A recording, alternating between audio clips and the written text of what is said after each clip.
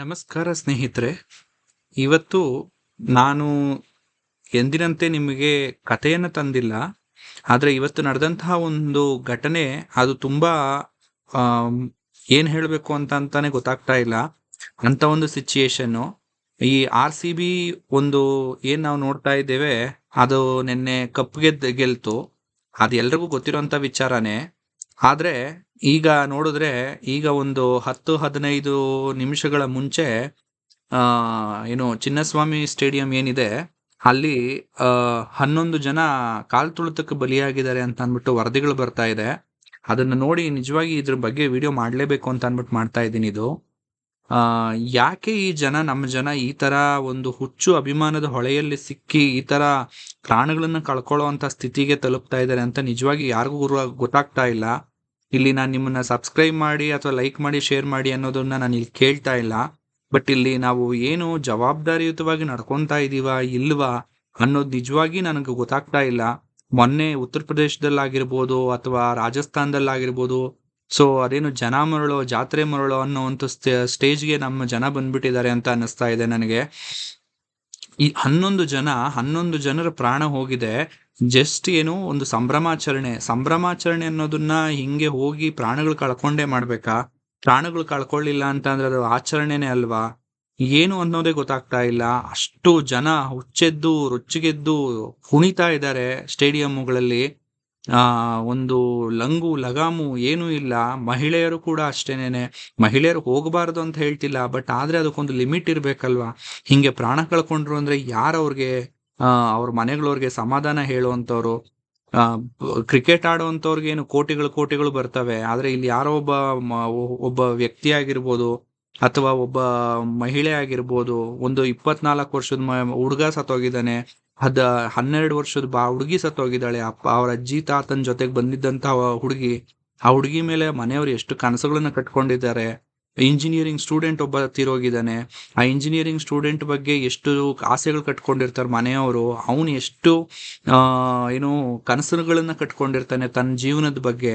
ಅದೆಲ್ಲನೂ ಬಿಟ್ಟು ಇವಾಗ ಹೋಗಿ ಹಿಂಗೆ ಸತ್ತೋದ್ರು ಅಂತ ಅಂದ್ರೆ 11 ಜನ ಸತ್ತೋಗಿದ್ದಾರೆ. 11 ಜನದ ಜೀವಕ್ಕೆ ಬೆಲೆನೇ ಇಲ್ವಾ?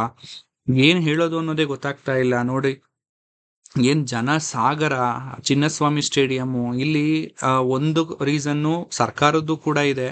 ಸರ್ಕಾರನು ಕೂಡ ಜನ ಜಾಸ್ತಿ ಸೇರ್ತಾರೆ ಅಂತ ಗೊತ್ತಾದಾಗ ಅವರು ಕೂಡ ಏನೋ ಒಂದಷ್ಟು ಕ್ರಮಗಳನ್ನ ತಗೋಬೇಕಾಗಿತ್ತು. ಆದ್ರೂ ಕೂಡ ಜನನು ಕೂಡ ನಾವು ನಮ್ಮ ಲಿಮಿಟ್ಸ್ ಅನ್ನ ತಿಳ್ಕೊಂಡು ನಾವಿರ್ಬೇಕು. ಅಷ್ಟು ಜನದಲ್ಲಿ ಹೋದ್ರೆ ನಮಗ್ ಮ್ಯಾನೇಜ್ ಮಾಡ್ಲಿಕ್ಕೆ ಆಗುತ್ತಾ?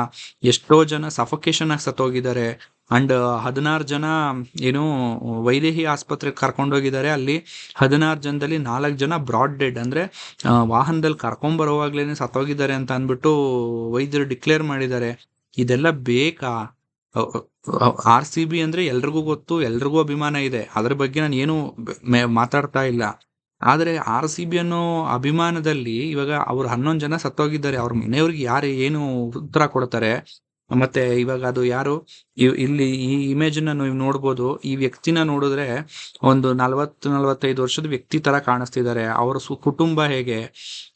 ಅವ್ರ ಕುಟುಂಬದವರು, ಅವ್ರ ಮಕ್ಕಳು ಅಥವಾ ಮಗಳು ಯಾರೋ ಇರ್ತಾರೆ, ಹೆಂಡತಿ, ಅವ್ರ ಮೇಲೆ ಡಿಪೆಂಡ್ ಆಗಿರುವಂತ ಅವ್ರ ಅಪ್ಪ ಅಮ್ಮ ಅವರೆಲ್ಲ ಇರ್ತಾರೆ. ಏನಾಗ್ಬೇಡ ಅವ್ರ ಮನೆಯವ್ರ ಕತೆ ಅನ್ನೋದೇ ಗೊತ್ತಾಗ್ತಾ ಇಲ್ಲ. ಇಲ್ಲಿ ನಾವು ಆಸ್ ಎ ಜನರಾಗಿ ನಾವು ದಾರಿ ತಪ್ತಾ ಇದೀವ ಅಥವಾ ಸರ್ಕಾರ ನಮ್ಮನ್ನ ದಾರಿ ತಪ್ಪಿಸ್ತಿದ್ಯಾ? ಏನು ಗೊತ್ತಾಗ್ತಾ ಇಲ್ಲ. ಅಭಿಮಾನ ಇರ್ಲಿ, ಆದ್ರೆ ಹುಚ್ಚು ಅಭಿಮಾನಕ್ಕೆ ಹೋಗ್ಬೇಡಿ ಅಂತ ಅಂದ್ಬಿಟ್ಟು ನಾನು ಈ ಮೂಲಕ ನಿಮ್ಮಲ್ಲಿ ಕಳಕಳಿಯಿಂದ ಕೇಳ್ಕೊಂತೀವಿ. ಇದೇ ಸಿಚುಯೇಷನ್ ನಾವು ನಮ್ಮ ರಾಜ್ಯದಲ್ಲೇನೆ ಡಾಕ್ಟರ್ ರಾಜ್ಕುಮಾರ್ ಅವ್ರು ತೀರೋದಂತ ಟೈಮ್ನಲ್ಲೂ ನೋಡಿದೀವಿ. ಜನರು ಏನು ಅಂತ ಹೇಳ್ತಿದ್ರೆ ಸಮೂಹ ಸನ್ನಿ ಅಂತ ಅನ್ಬಿಟ್ಟು ಉಂಟಾಗ್ಬಿಡುತ್ತೆ ಇಂಥ ಟೈಮಲ್ಲೆಲ್ಲಾನು ಕೂಡ. ಸೊ ಸಮೂಹ ಸನ್ನಿ ಆಯ್ತು ಅಂದ್ರೆ ಯಾರು ಏನ್ ಮಾಡ್ತಾರೆ ಅಂತ ಯಾರಿಗೂ ಗೊತ್ತಾಗಲ್ಲ. ಅದೆಲ್ಲವನ್ನು ನೋಡ್ಕೊಂಡು ತಾನೇ ನಾವು ಹೋಗ್ಬೇಕಾಗಿರೋದು. ಅವ್ರಿಗೇನು ದುಡ್ಡು ಕೋಟಿ ದುಡ್ಡು ಬರುತ್ತೆ. ಬಟ್ ಇಲ್ಲಿ ಇಂಥ ಸಿಚುಯೇಷನ್ ನಲ್ಲಿ ಏನು ಏನ್ ಏನ್ ಏನ್ ಹೇಳೋದು ಅನ್ನೋದೇ ಗೊತ್ತಾಗ್ತಾ ಇಲ್ಲ. ಆ ತರ ಒಂದು ಸಿಚುಯೇಷನ್ ಅರೈಸ್ ಆಗಿದೆ ಇಲ್ಲಿ.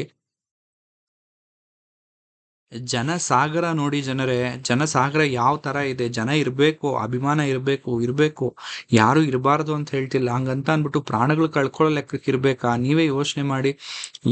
ಏನ್ ಆ ಹುಡುಗನ್ನ ನೋಡ್ರಿ ಯಾವ ತರ ಎತ್ತೆತ್ತಾಗ್ತಾ ಇದ್ದಾರೆ. ಅವನಿಗೇನಾದ್ರೂ ಆಯ್ತು ಅಂತ ಅಂದ್ರೇನೋ ಯಾರು ಅವ್ರ ಮನೆಯವ್ರಿಗೆಲ್ಲ ಉತ್ತರ ಕೊಡೋರು ಯಾರು? ಇವ್ರು ಹೋಗಿ ಎತ್ತೆತ್ತಾಗ್ತಿರೋರು ಹೋಗ್ತಾರ? ಅಂಡ್ ಇನ್ನೊಂದು ಜನನೂ ಅಷ್ಟೇನೇನೆ ತೀರಾ ಅಂದ್ರೆ ತೀರಾ ಅಧ್ವಾನವಾಗಿ ಹೋಗ್ತಾ ಇದಾರೆ ಈ ನಡುವೆ. ಒಂದು ಸಣ್ಣದೊಂದು ಏನೋ ಒಂದು ಕ್ರೇಜ್ ಸಿಕ್ತು ಅಂದ್ರೆ ಸಾಕು, ಅದನ್ನ ಪೂರೈಸ್ಕೊಳ್ಳೋಕೆ ಅಂತ ಅಂದ್ಬಿಟ್ಟು ಎಲ್ಲಿವರೆಗೂ ಬೇಕಾದ್ರೂ ಹೋಗಕ್ ರೆಡಿಯಾಗಿ ಹೋಗ್ತಾ ಇದ್ದಾರೆ.